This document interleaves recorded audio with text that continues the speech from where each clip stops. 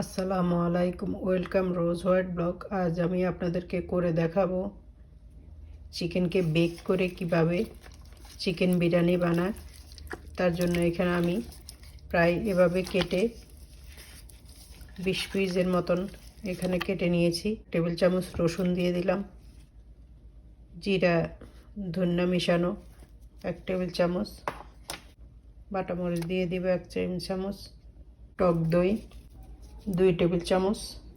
এখন আমি তেল দিয়ে দিব, তবে মেখে নিয়ে এভাবে আমি এগুলাকে এখন ওভেনের ভিতরে দিয়ে 450-তে আমি দিয়ে দিব। আমি এগুলাকে 10 মিনিট পর্যন্ত ওভেনে রাখবো। এখন একটা মশলা বানিয়ে নিব। এভাবে সব গরম মশলা দিয়ে তেলে গুঁড়ো করে নিয়ে পেঁয়াজটাকে ভেজে নিব। এখন আমি এটার সাথে টমেটোগুলো দিয়ে দিব। বিরিয়ানি রেডি করার জন্য চিকেনের ঝোলগুলা, গ্রেভি,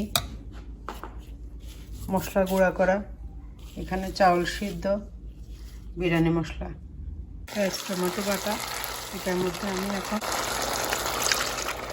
এখন একটু ডিম ঢেলে দিব।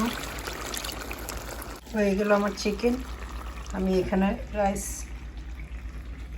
এভাবে নিয়েছি, এটার উপরে আমি এগুলা ঢেলে দিব।